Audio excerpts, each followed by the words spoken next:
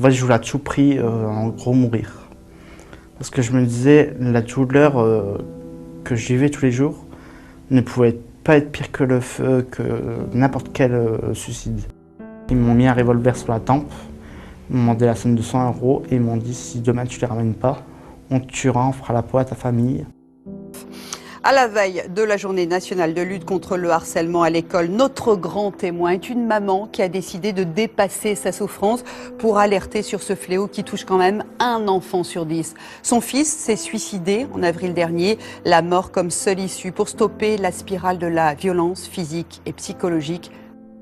Christopher était joyeux, Christopher avait des passions, le dessin, le judo, surtout le cheval.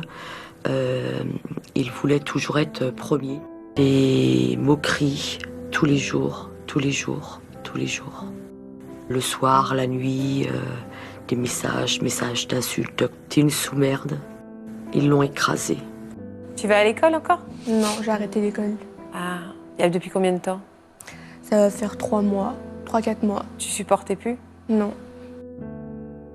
Comme vous avez pu le comprendre, on va parler de harcèlement scolaire. On sait tous qu'il existe plusieurs sortes de harcèlement, mais du coup pour cette vidéo, on va se concentrer sur le harcèlement scolaire, parce que c'est un thème qui me tient à cœur, que j'ai vu beaucoup de témoignages qui m'ont beaucoup touché, que j'aimerais vraiment que les choses changent. Donc c'est parti. Qu'est-ce que c'est le harcèlement scolaire? Ce qu'il faut comprendre, c'est que c'est une violence répétée. C'est important. C'est le fait que ça soit répété qui fait que ça devient un harcèlement. Ça peut être verbal, physique ou psychologique, et le harceleur est rarement seul, parce que c'est très souvent un phénomène de groupe. En fait, on va avoir une personne qui va faire une bête remarque, et puis tous les autres ils vont suivre, comme des petits moutons, et sans se rendre compte de ce qu'ils font, sans se rendre compte des dégâts qu'ils peuvent causer. La victime, elle, c'est pratiquement tout le temps la même chose. C'est un élève avec une différence. Ça peut être un prénom qui est dit drôle, ça peut être des choses que les enfants ils ont pas l'habitude de voir car la différence leur font peur, comme par exemple le fait que cette personne ait une maladie, un handicap, une couleur de cheveux qui sortent du lot, un style vestimentaire étranger, ou n'importe quelle autre différence. Du moment qu'on a quelque chose qui n'est pas dans la norme, ça peut suffire à devenir un véritable souffre-douleur aux yeux des autres. Si je me prends un exemple, on s'est moqué de moi parce que j'avais les oreilles décollées. Quand je me suis fait opérer pour pouvoir les recoller et qu'on se moque plus de moi, on s'est attaqué à mes vêtements. Si c'était pas mes vêtements, on s'est attaqué parce que j'étais pas dans la norme, j'étais pas populaire. Après c'était sur mes cheveux parce que j'avais fait des coupes bizarres, j'avais fait des extensions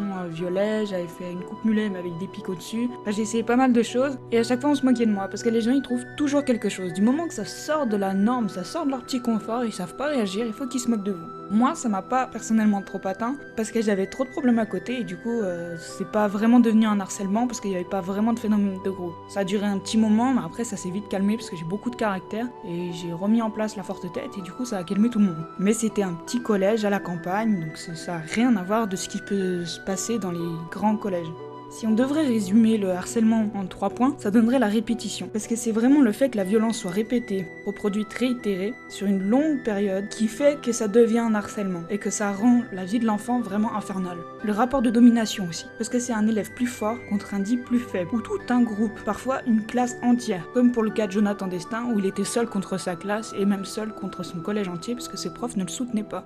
L'intention de nuire. Parce que le jeune qui n'est pas au départ malveillant ou blessant le devient lorsque le processus s'installe dans la durée. Donc ce que je vous disais, le fait que ça soit répété. L'agresseur a l'intention délibérée de nuire, même s'il prétexte presque toujours que c'est un simple jeu ou que c'est pour rire. C'est vraiment ces 4 points qui font qu'on est sûr d'être dans le harcèlement. Les harceleurs. Le harcèlement, ça commence en général doucement, par des petites moqueries. Et s'il n'est pas stoppé et continue donc dans la durée encore une fois, les harceleurs vont se moquer de plus en plus. Parce que du coup, ils estiment que la porte est ouverte et qu'on peut y aller. Il va y avoir des insultes, des moqueries pour tout et n'importe quoi, tant que ça concerne leur cible. Parce que oui, la personne victime de ça devient une véritable cible. Ça sera elle et pas une autre. Ça sera comme des tiques sur un chat en fait. Ça sera on te lâche pas. Puis après les insultes, en plus, on peut passer à la diffamation. Il arrive souvent qu'on me fasse croire que telle fille a couché avec tel mec par exemple au lycée. On peut s'en suivre des coups. Ça peut passer de légères bousculades à être rué de coups dans les toilettes. Dans plusieurs témoignages, on peut lire que les gens ils veulent vous humilier aux yeux des autres. C'est vraiment leur but. C'est humilier. Mais aux yeux des gens. Parce qu'ils ont besoin de public. Ils le font que rarement seuls. Ils ont besoin de spectateurs en fait. Il y a toujours une forte tête et ses suiveurs. Une fois que le processus est enclenché, il est difficile pour ces personnes de s'arrêter, car c'est comme un engrenage. Il y a un espèce de cercle vicieux qui s'installe entre les suiveurs et la forte tête parce que tout le monde croit que les autres attendent ça de lui. Et du coup, tout le monde le fait, mais sans vraiment le savoir. Au bout d'un moment, ça devient juste machinal. Moi, j'ai pu lire le témoignage d'une certaine Sophie, du coup, je la remercie d'avoir posté ça sur internet. Elle disait être ancienne harceleuse, et elle expliquait qu'elle aussi, elle avait subi du harcèlement quelques années plus tôt, et que quand une nouvelle est arrivée dans son établissement, elle l'a pris pour cible, parce que dans sa tête, elle s'est s'est dit, si je deviens bourreau, je suis plus la victime, c'est plus moi qui subis.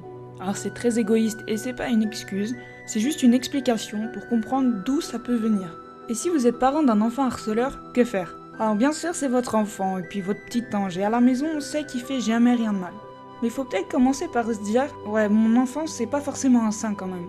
Faut chercher la cause du problème.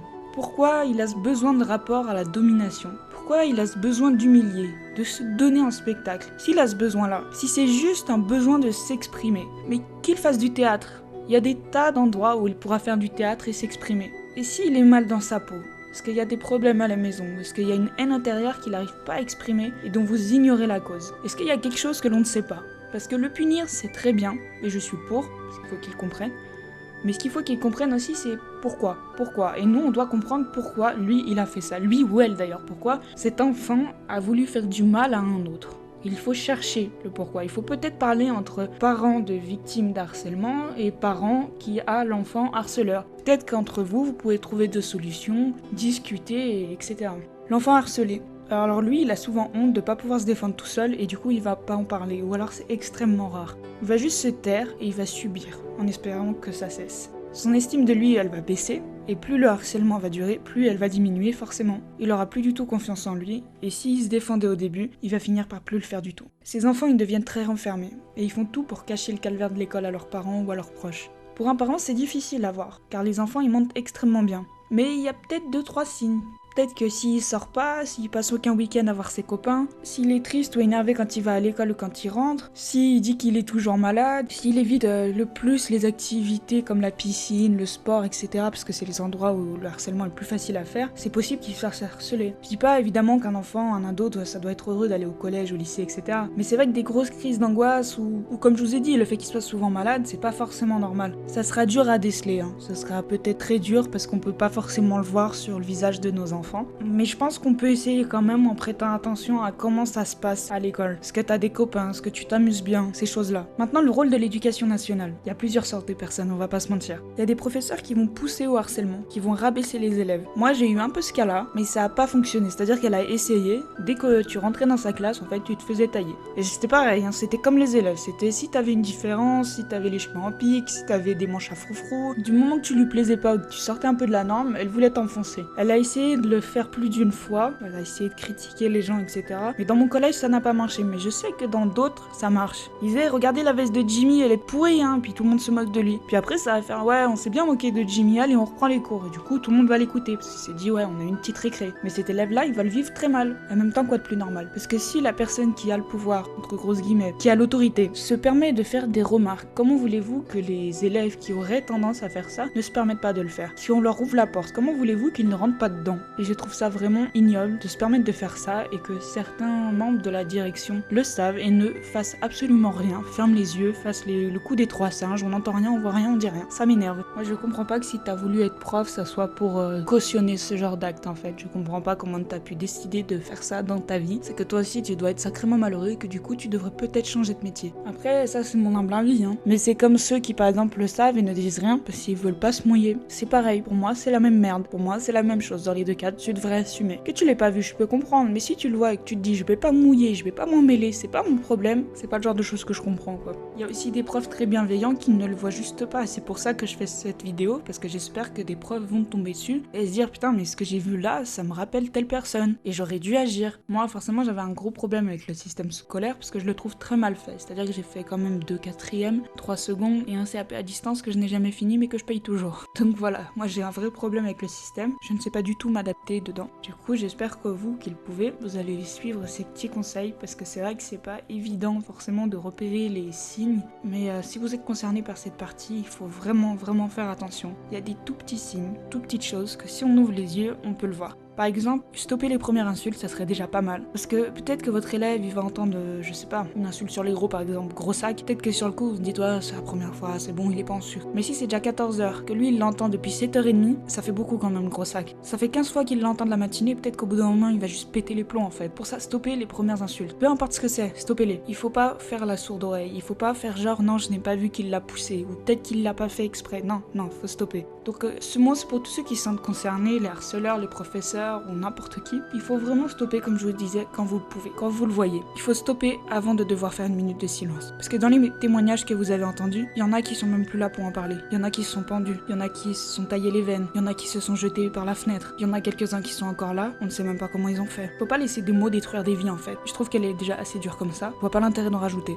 Puis quant à toi je te parle, tu t'es cousu la bouche avec du joli fil doré. Mais il faut pas te convaincre des mots que tu entends. Il faut que tu parles, il faut que tu enlèves ces fils, enlève tout et parle. Il y a forcément quelqu'un qui va t'écouter. Peut-être que tu te crois seul, que tu crois que tout le monde s'en fout. Mais en fait, ils savent même pas. Parents, tes profs, tes surveillants, ton CPE, ton infirmière, ton grand frère, l'ami de la famille. Si la personne que tu as choisie ne t'entend pas, n'écoute pas tes mots, il y a forcément quelqu'un d'autre qui va les comprendre et qui va t'aider. Faut pas que tu te crois seul, parce que c'est ce qu'ils veulent. Ils veulent que tu te crois seul, parce que seul, on est plus facilement atteignable. Mais tu l'es jamais. Faut pas que t'abandonnes, parce que tu veux au mieux que ça. Et si tu vois quelqu'un se faire harceler, parce que tu n'es pas victime, tu n'es pas bourreau, tu es juste témoin, n'hésite pas, fonce ou dénonce. Il faut toujours protéger les gens. Nora Fraisse, la maman de Marion, qui s'est donc suicidée à l'âge de 13 ans, elle dit par exemple pendant les repas, cantine, laissez pas quelqu'un être tout seul. Même si vous le connaissez pas, que vous n'êtes pas forcément ami avec, ne le laissez pas être tout seul. Venez vous asseoir à côté de lui. Et c'est un bon conseil. Et pour les harceleurs, elle leur dit, si c'était toi qui te faisais harceler, si c'était ta sœur, si c'était ta mère, qu'est-ce que tu ferais? Tu continuerais? Imagine que la personne que tu as en face de toi, c'est ta mère. Tu vas continuer de lui cracher dessus? Tu vas continuer de l'insulter? Tu veux la pousser jusqu'au bout? Non, t'as pas envie, hein. Il faut vraiment penser à tout cela. Et tu sais, toi qui te dis victime, je suis d'accord, tu ne mérites pas ce qui t'arrive. Personne ne le mérite d'ailleurs. Mais dis-toi vraiment une chose, tu es très forte ou fort. Parce qu'il faut être fort pour garder un secret comme tu le fais. Il faut être encore plus courageux pour oser le dévoiler.